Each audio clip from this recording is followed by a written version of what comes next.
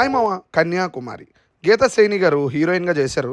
శ్రీచరణ్ గారు హీరోగా యాక్ట్ చేశారు. సృజన్ అట్టాడా గారు డైరెక్ట్ చేశారు మామ. ఈ మూవీ లాస్ట్ మంత్ 27th థియేటర్లోకి వచ్చింది.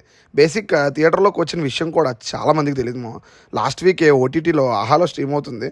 ఇప్పుడే చూశాను మామ. చూశాక నాకైతే అన్ఎక్స్పెక్టెడ్లీ నచ్చింది సినిమా. చూస్తున్నంతసేపు ఎంజాయ్ చేశాను. కొన్ని సీన్స్కి నవ్వుకున్నాను. కొన్ని సీన్స్ మరీ ఎమోషనల్గా కదిలించి అని చెప్పను, కానీ బట్ ఎమోషనల్గా వర్కౌట్ అయితే అయ్యింది. చాలా సినిమాల ప్రమోషన్స్లో ఆ సినిమా టీము మంచి సినిమా మాది అంటుంటారు. ఈ సినిమాకి హ్యాపీగా మొక్క వాడేసుకోవచ్చు అనిపించింది. అలా అని కొత్త స్టోరీ, చాలా కొత్త కథనం అన్నాం.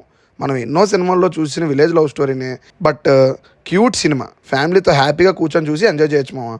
సరదాగా సాగిపోయే సినిమా. ఇలాంటి సినిమాలు మలయాళంలో వస్తే మనం విరగబడి చూసేస్తాం. బట్ ఇప్పుడు మన టర్న్. గొప్ప సినిమా అన్ను. ఓటీటీలో హిట్ అయిన ఎన్నో స్క్రాప్ సినిమాల కన్నా మంచి సినిమా అని మాత్రం చెప్తాను. ముందుగా స్టోరీలోకి వెళ్తే, చిన్నప్పటి నుంచి చదువులో టాపర్ అయిన కన్యాకుమారి కొన్ని కారణాల వల్ల ఇంజనీర్ అవుదాం అనుకున్న డిగ్రీ మాత్రమే చదివి సేల్స్ గర్ల్గా పనిచేస్తూ ఉంటుంది. ఎప్పటికైనా సాఫ్ట్వేర్ ఇంజనీర్ అవ్వాలనే డ్రీమ్లో బతుకుతూ ఉంటుంది కన్యాకుమారి. అలాగే వ్యవసాయం మీద ఇష్టంతో చదువును పక్కన పెట్టి వ్యవసాయం చేసుకునే హీరో. ఇద్దరు ప్రేమలో పడతారు. రెండు వేరు దారుల్లో బ్రతికే వీళ్ళిద్దరూ చివరికి ఎలా ఒకటయ్యారనేది రిమైనింగ్ స్టోరీ. ముందుగా ప్లస్ పాయింట్స్లోకి వెళ్తే, పర్ఫార్మెన్స్లు మామ. మెయిన్ లీడ్ పర్ఫెక్ట్గా సెట్ అయ్యారు. వాళ్ళ డబ్బింగ్ కూడా చాలా న్యాచురల్గా ఉంది సినిమాలో. చాలా బాగా పర్ఫామ్ చేశారు కూడా. బేసిక్గా హీరోయిన్ చాలా లక్కీ మామ. టైటిల్ రోల్ దొరకడం చాలా కష్టం ఎవరికైనా. దాన్ని దొరికినప్పుడే యూటిలైజ్ చేసుకోవాలి. ఈ హీరోయిన్ పర్ఫెక్ట్గా యూటిలైజ్ చేసుకున్నారు అనిపించింది. చాలా ఆఫర్స్ క్యూ కట్టే ఛాన్స్ కూడా ఉంది మామ ఆవిడికి. మిగతా యాక్టర్స్ కూడా చాలా బాగానే పర్ఫామ్ చేశారు. Next story, screen play. కొత్త స్టోరీ అన్నమా, కానీ బేసిక్గా ఒక మూవీ ఆడియన్స్కి నచ్చాలి అంటే పెద్ద పెద్ద హడావిడులు, హంగామాలు అవసరం లేదు. మన చుట్టూ జరిగే కథలని మనకు కనెక్ట్ అయ్యే విధంగా చెప్తే చాలు, ఆడియన్స్కి నచ్చేస్తాయి.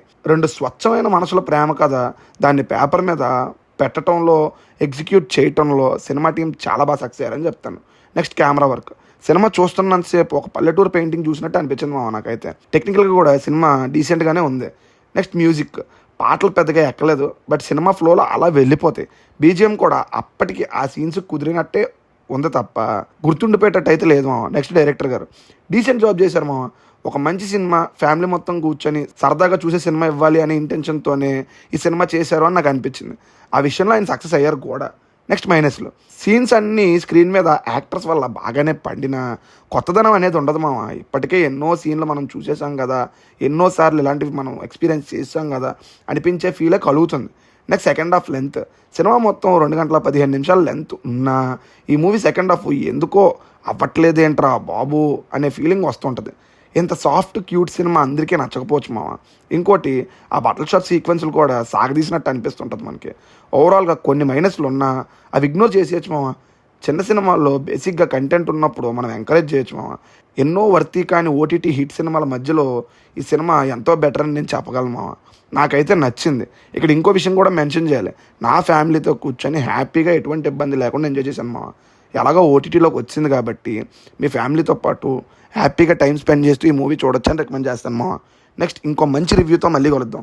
బాయ్ మామ.